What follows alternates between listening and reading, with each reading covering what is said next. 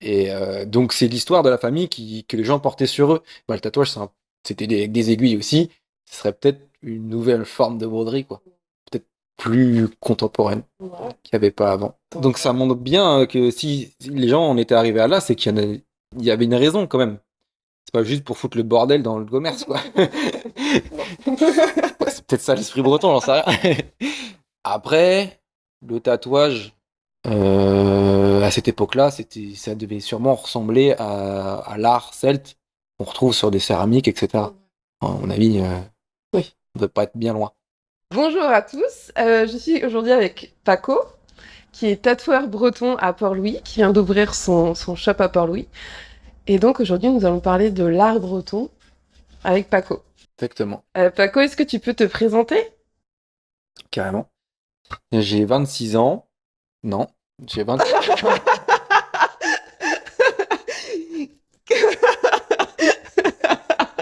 Attends, déjà trop chaud, ouais. En ce moment, j'arrête pas de faire ça. J'ai 26 ans, non, j'ai 28. Là, la première info, elle est pas bonne. Euh, Moi, j'ai 28 ans. Je suis originaire de Auray, juste à côté.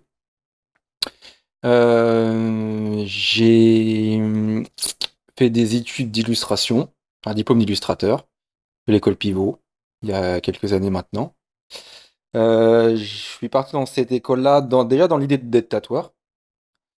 Et pour me former déjà à la partie dessin, quand je m'étais intéressé à ce milieu-là, le niveau était quand même assez élevé. Quand moi j'étais à peu près au collège, quand j'ai regardé ce que je faisais, comparaison, c'était pas incroyable. Donc il fallait faire une petite mise à niveau. Donc ça pendant 4 ans. Ensuite après je me suis formé dans un studio de tatouage à Nantes. Là j'ai appris la technique du dermographe. Et après pendant 2 ans. Et après je suis un peu parti sur la route. Enfin dans le sens où je fais pas mal de guests. Donc je vais dans d'autres boutiques, surtout en France, pour rencontrer des gens, proposer mon travail à une autre clientèle. Et donc ça me fait voir du pays, voir des mentalités différentes aussi. Ça, on pourra aussi y revenir sur par rapport à la Bretagne, aux mentalités et aux cultures des différentes régions et l'importance que ça a de les conserver, qu'elles sont pas toutes les mêmes. Ensuite, je me suis installé sur Toulouse pendant 1 an. Et c'est là où il s'est passé un petit déclic. Tu t'es senti breton. Non, c'est pas ça. Pas presque. Et je me suis senti pas en Bretagne. C'était super chouette, très très chouette. Mais quand tu quittes quelque chose, c'est là où tu te rends compte ce que tu perds. Et ayant toujours vécu en Bretagne, et n'ayant pas été élevé dans une culture bretonne, du tout, ni langue, ni rien, enfin, on en voit toujours un peu vu qu'on y est, mais pas plus d'infos que ça, quoi.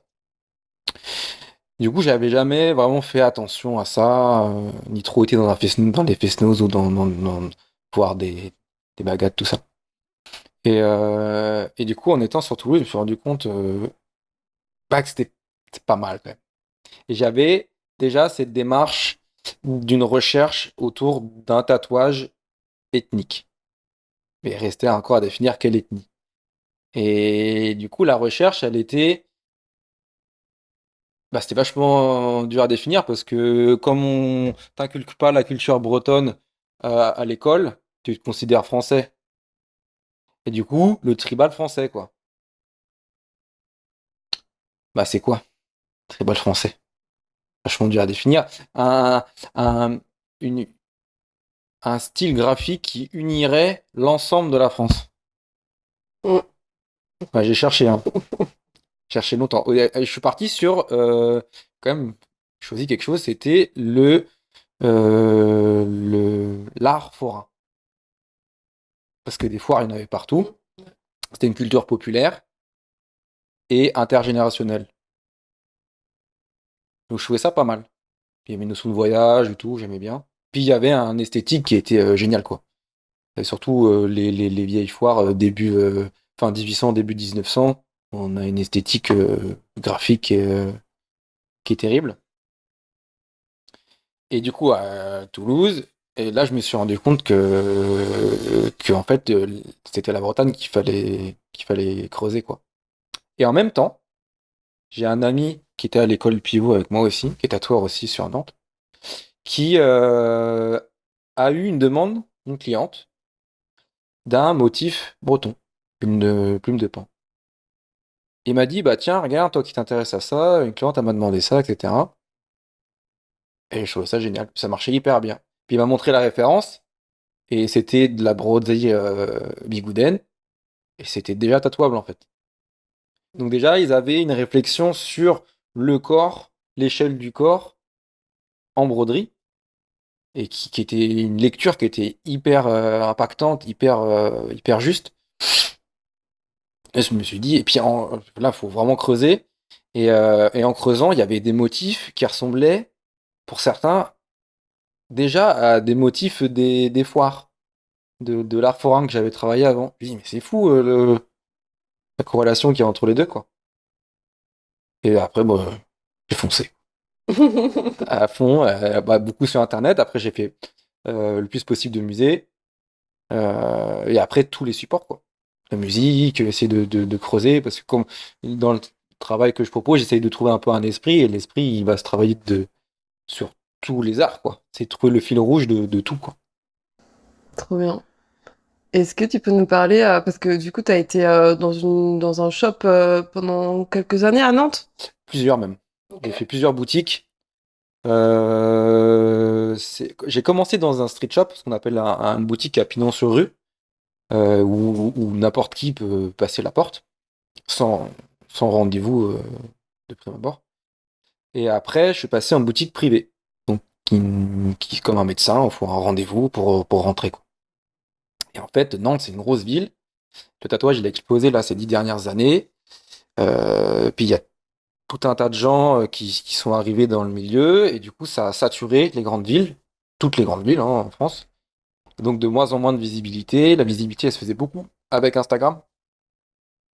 Et ben, Instagram a évolué lui aussi. Les algorithmes ont changé. Donc, ça marche plus comme avant, plus de la même manière. Et j'avoue que j'avais du mal à travailler à cause de ça en fait. Parce que ce que je Vous étiez proposais trop, plaisait, quoi. ouais, trop au même endroit et invisible. Puis c'est pas la mairie de Nantes qui va faire un article sur toi pour mettre en avant quoi. Euh, Mais ça a été le cas à Port-Louis, c'est ça? oui. Place un peu la ville quoi. Et, euh, et ça a aussi facilité mon choix de quitter Nantes.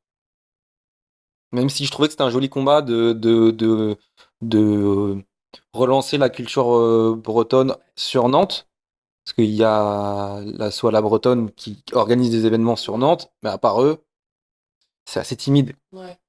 Après, ils n'ont bref, pas d'intérêt spécialement à le faire vu que c'est la loi atlantique. Mais, mais c'était trop compliqué avec le peu de visibilité. Bah ouais, c'est ça. Enfin, après, faut penser à soi aussi, je pense. Bah, exactement. Ouais. Et puis après, mais j'ai quand même pensé à ouvrir une boutique pignon sur rue. Mais là, on est dans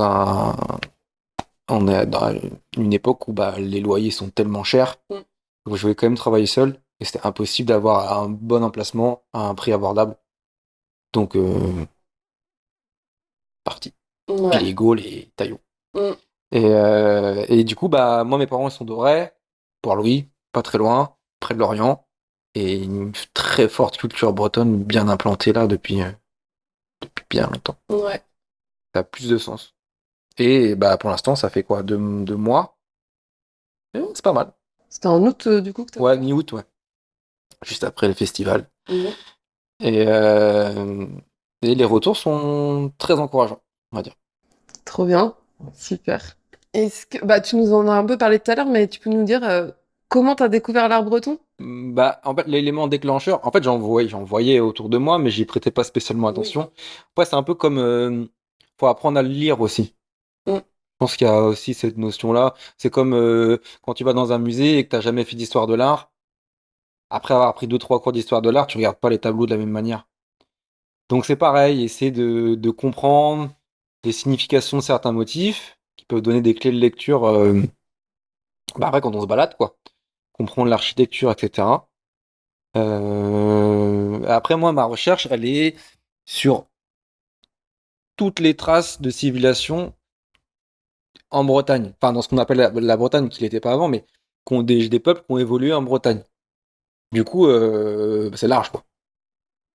Et donc, par des livres, etc., on apprend à mieux comprendre ça. Du coup, comment je suis rentré dans l'art breton? L'art breton, ça dépend ce qu'on considère comme art breton déjà. Mais, euh, mais c'est tellement vaste que l'élément déclencheur, ouais, ça a été ce passage à Toulouse et puis le tatou du copain, quoi. Et tu connaissais les Size Brothers à cette époque-là? Ah. Mais ça, pareil, ça a été fou, c'est que je connaissais pas les César. Par contre, moi, j'étais fan du mouvement art décoratif de manière générale. Et quand j'ai cherché un peu et que je suis tombé sur les César, la claque, quoi. La claque terrible, je fais, mais non, des arts déco bretons, quoi. Ouais. Ah, ça. En fait, les arts déco, ça a été longtemps ma première inspi, et la sécession viennoise aussi un peu après. Et dans mes tout débuts du tatouage, quoi. Avec ses rythmes très raides, très géométriques, mais quand même avec de la subtilité dans les compositions. Et, euh, et là, d'avoir ce côté en plus travaillé souvent en gravure, bien brut, ça me parlait. Et je trouve que ce côté-là, il représente bien l'esprit breton. Côté un peu, petit peu rude, un petit peu, mais esthétique quand même. Comme un peu de, voilà. Je trouve que ouais, ça illustrait bien. En fait, cette recherche c'était à la recherche d'un tribal français. En fait, quand ils ont interdit de parler le breton en 1902. Bah, c'était au loi Jules Ouais. Ferry, en fait. Ouais. Enfin, tu vois, donc c'était plus, 1880. Enfin, ouais. Pour 1880. Ouais, normalement, 80-82, c'est les lois Jules Ferry. Après, il y a peut-être 1902, c'est peut-être quand ça a été interdit de faire la messe en breton. C'est peut-être un truc comme ça. Et avec cette idée de vraiment unifier le pays avec une langue commune. Et en fait, ce qui se passe, déjà en faisant ça, tu détruis toutes les mœurs et tous les folklores locaux. Et en fait, tu crées une seule grande région qui est la France, mais qui n'est pas à l'échelle humaine. Qui est pas à l'échelle humaine, donc les gens, ils ont du mal à s'approprier, à se retrouver en fait, à trouver une identité. En fait, si t'as pas d'identité, bah t'es personne, t'es perdu. Et c'est ça l'intérêt d'avoir des mœurs locales à l'échelle déjà même d'un village. T'as pas forcément avoir exactement les mêmes traditions que le village d'à côté. Et, et le découpage, on le voit bien déjà par pays, les différents pays bretons. Et par rapport aux costumes, chaque pays avait un peu son code et chaque même village avait ses sous-codes, voire même ses langues. Oui, non, mais c'est ça, en fait. Donc ça montre bien que si les gens en étaient arrivés à là, c'est qu'il y avait une raison quand même. C'est pas juste pour foutre le bordel dans le commerce, quoi. Ouais, c'est peut-être ça l'esprit breton, j'en sais rien. Et, et du coup, c'est ça, c'est cette incohérence de vouloir tout unifier. Et en fait, c'est de la même manière où quand moi je pars en vacances, même en France, et que je vais, je sais pas, en Alsace ou dans le sud ou dans le nord, bah, c'est pour voir ce qui se passe là-bas. Si c'est pour voir les mêmes maisons, les mêmes plats, les mêmes langues, bah, je reste chez moi en fait. Ça n'a pas d'intérêt. Et en plus de pouvoir échanger entre et créer de nouvelles choses entre régions, c'est génial. C'est ça qui fait que c'est intéressant. Sinon, ça n'a pas de sens quoi. Ouais, rien n'a qu'à regarder, rien que les équipes de foot. Je suis pas spécialement fan de foot, mais elles représentent une ville. Les gens, ils sont tellement fiers de porter le maillot. Bah, c'est pareil, un maillot, c'est un costume, c'est un uniforme. C'est la même démarche. Donc pour le tatou, pareil. Après, le tatouage, il a une fonction. Comme on a vu un peu ensemble. Une fonction, venir mettre en valeur le corps, se réapproprier son corps, et par la même occasion, sa culture, pourquoi pas. T'en faire une pierre de coups. Attendez. Coup de pierre. Et est-ce que tu peux nous parler de tes inspirations Ouais. concernant l'art breton? Bah, du coup, par rapport à l'art breton, comme j'étudie le plus possible tous les peuples qui ont vécu en Bretagne, bon, c'est assez large. Et la temporalité, elle est globale, vu que j'ai la prétention de proposer quelque chose de traditionnel. Et l'idée, c'est d'étudier euh, l'évolution de l'art, de comprendre l'évolution de l'art en Bretagne pour pouvoir proposer quelque chose de contemporain et pas une copie de ce qu'il y avait avant, quoi. Donc, faut comprendre comment c'était avant pour créer un process pour proposer quelque chose de nouveau, basé sur ça. Et le principe d'un art ethnique ou tribal, c'est la relation d'une ethnie, d'un peuple, par rapport à son environnement. Et ben, il n'y a qu'à voir les motifs sur les broderies, ça représentait la vie des gens en Bretagne, à une certaine époque. Si aujourd'hui on devait refaire des broderies, bah, ce serait pas le même motif. On vit plus des mêmes métiers, on vit plus de la même manière. Et du coup, ça peut être intéressant aussi de se questionner sur bah, quel est notre rapport à notre environnement aujourd'hui, en tant que peuple breton, et après individuellement, notre rapport euh, à la Bretagne, à notre mode de vie, quoi. Et aussi, futur, l'évolution de ça, quoi. Donc, tout ça, ça se prête au tatouage. Mais en fait, même là, je trouve il y a un grand pont, enfin, il y a un petit pont justement entre la broderie traditionnelle igoudaine et le tatouage. Que dans l'idée, c'était des hommes qui brodaient les costumes et ils allaient dans les familles, ils observaient comment les gens vivaient et ils retranscrisaient en motif ce qu'ils avaient compris et ce qu'ils avaient remarqué. Et donc c'est l'histoire de la famille que les gens portaient sur eux. Bah, le tatouage, c'était des aiguilles aussi.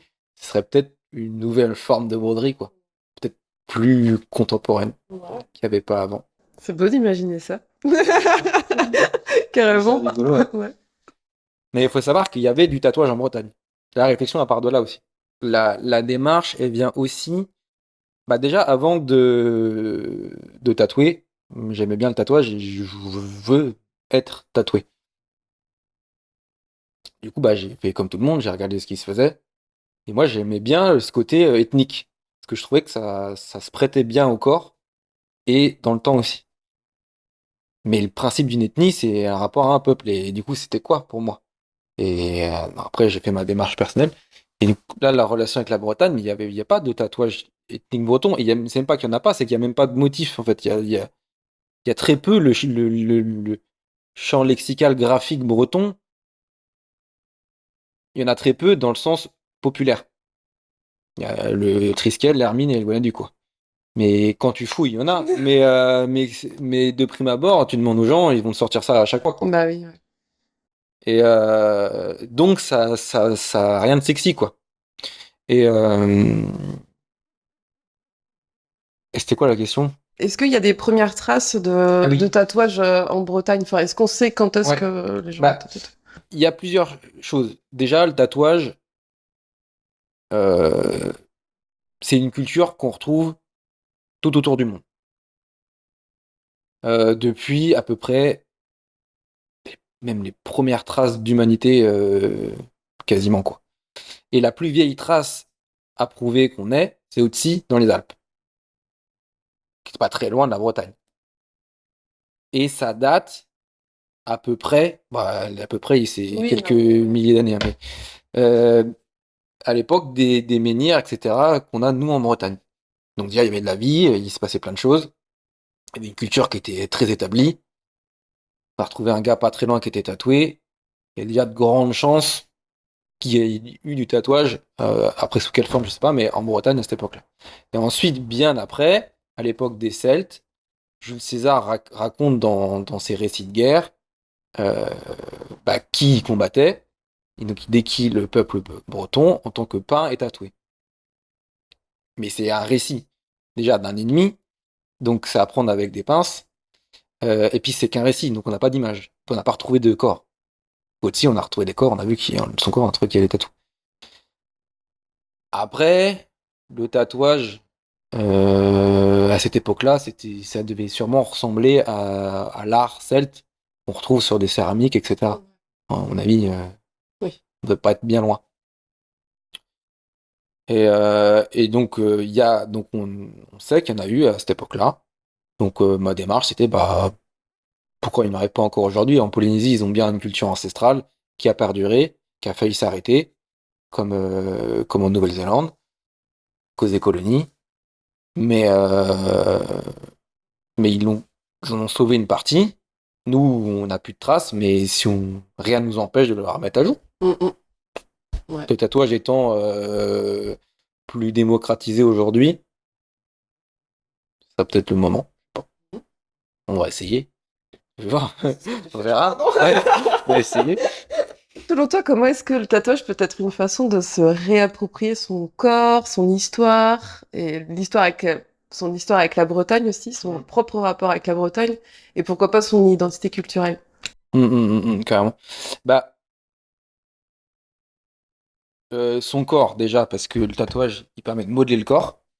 Donc ça, c'est ce que j'essaie de développer à la boutique, c'est que on parle pas de motif, on parle pas de symbole, on parle simplement de l'impact d'une zone tatouée sur le corps. Une zone plus sombre à cause du tatou sur le corps. L'agencement de ces différentes zones et le rapport entre les zones tatouées et zones non tatouées, ça va donner des effets optiques. Et ça, faut que ça serve le corps des gens.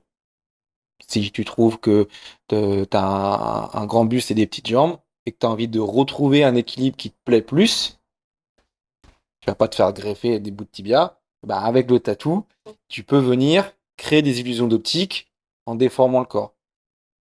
Et ça, c'est plus par rapport au complexe, mais ouais, il y a des choses qu'on aime bien chez nous. Donc, si a de belles épaules, qui est plutôt bien taillé naturellement, bah, l'idée ça pourrait être de mettre en valeur euh, les épaules en venant faire un cadre, un ornement, un cadre qui vient soutenir le sujet à l'intérieur. Donc des motifs autour des épaules, pas forcément tout tatoué, quoi. Ça, c'est une réflexion qu'on peut avoir. Et après, du coup, par rapport aux motifs bretons et le rapport qu'on a, nous, à notre environnement, venir avec des thématiques ou des sujets qui nous parlent, qui sont contemporains, qui sont à nous, et y mettre cet esprit breton qu'on peut retrouver dans les designs proposés. Et, et voilà, déjà, c'est pas mal. Ouais. Et essayer de redonner une. L'idée, c'est de venir pas faire comme on en parlait, de faire pas un motif qui va symboliser l'amour et tout le monde va prendre ce même motif-là, mais de faire une multitude de motifs qui peuvent symboliser l'amour et de venir enrichir un champ lexical graphique de la Bretagne et ramener tout ça dans la culture, quoi. Et la faire grossir. Qu'on ait, qu'on ait une culture plus solide, plus actuelle et qui parle à d'autres générations aussi, quoi. Faire le pont entre les plus jeunes, les plus vieux, etc. Déjà, avec le tatou et la Bretagne, on peut faire un pont entre des générations plus âgées qui n'étaient pas spécialement OK avec le tatouage. Voilà. Et peut-être leur montrer, bah, ça peut aussi être ça. C'est pas que des voyous. Et les plus jeunes qui, eux, ont carrément accepté le tatouage et par contre, qui ont peut-être un peu oublié la Bretagne et les rattraper un peu comme ça. Et pour toi, est-ce que le tatouage, c'est politique? Bah, surtout sur la partie de se réapproprier une culture, c'est un peu anti-système du coup. On va un peu contre l'État de vouloir. L'État, lui, il veut unifier un pays. Alors, il y a peut-être un peu ce message de diviser pour mieux régner, en éclatant toutes les cultures, en n'en mettant plus qu'une. Les gens, ils sont paumés. Quand t'es paumé, t'es plus manipulable. Bon, je fais des grands raccourcis, mais il y a un peu cette sensation-là, quoi. Et du coup, plus t'écartes les gens, plus tu les divises. Bah, aujourd'hui, on vit beaucoup moins à l'échelle d'un village. À l'échelle d'un village, il y avait de l'entraide, tout le monde se connaissait, et il y avait plein de petits commerces. Aujourd'hui, et c'est pas si vieux, hein, ça date de. Bah, pour moi, c'était mes grands-parents, quoi, qui vivaient comme ça. Euh, et en très peu de temps, on a perdu tout ça avec la mondialisation, etc., etc. Et donc, ouais, c'est carrément un acte politique de vouloir se réapproprier une culture Et pareil, c'est moi le travail que je le propose pour les gens qui se sentent bretons, c'est tout. Pas pour la planète entière, quoi. Mm. Parce que ça n'a pas de sens. Et peut-être ça aussi, recadrer, même déjà pour les gens de Port-Louis, en fait. Avant même de parler de la Bretagne, juste pour les gens de Port-Louis, s'ils y trouvent leur compte, c'est déjà formidable. Il y a un public en plus, enfin, c'est sûr. Ouais, Carrément. trop bien. Et la dernière question, du coup, comment est-ce que tu vois l'avenir de l'art breton en tant qu'artiste breton? Bah, il y a un potentiel énorme. Alors vraiment, c'est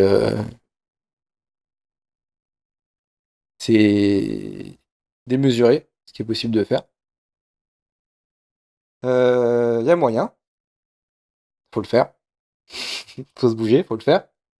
Il y a que en le faisant, sans, faut le faire avec honnêteté, quoi. C'est pas de l'art pour touristes, quoi. C'est C'est, pas le Triskel, quoi. voilà, faut le faire pour soi, en fait. Et comme je disais, l'intérêt, bah, par exemple, pour les touristes de venir ici, c'est d'avoir un truc typique. Tu fais la même chose qu'ils peuvent voir partout, ben, moins intéressant. Déjà. Et les gens vont adorer. Mais je trouve que le milieu artistique populaire, les gens, ils essayent trop de vouloir faire de l'argent. Du coup, ils font des créations mainstream qui se ressemblent un peu toutes. Et du coup, ça apporte pas grand-chose. Je suis même pas sûr que ça marche des masses en plus. Alors, c'est très large dans ce que je dis, mais de ce que je vois, c'est un peu souvent la même chose. Dans plein de domaines confondus, hein. Et peut-être essayer de faire un truc un peu niche, un peu dans son délire, mais au moins ça sera particulier, au moins ça se remarquera et ça apportera quelque chose en fait. Et déjà ça, je pense que ça peut être super chouette et ça peut permettre déjà de créer des connexions entre les gens, créer des projets plus gros. Je trouve que c'est aussi la force qu'on a en Bretagne, c'est d'être un pays un peu assez sociable et avec beaucoup d'entraide. Fonctionner sous forme de collectif. C'est pour ça que j'aime bien Lorient aussi, c'est qu'il y a beaucoup d'assauts, beaucoup de collectifs qui se battent pour la conservation du patrimoine. Et maintenant, il faudrait la même chose, mais pour la création de patrimoine. On n'oublie pas le passé, mais si on l'enrichit pas, bah, on reste figé dans le temps, quoi. Donc il faut les deux.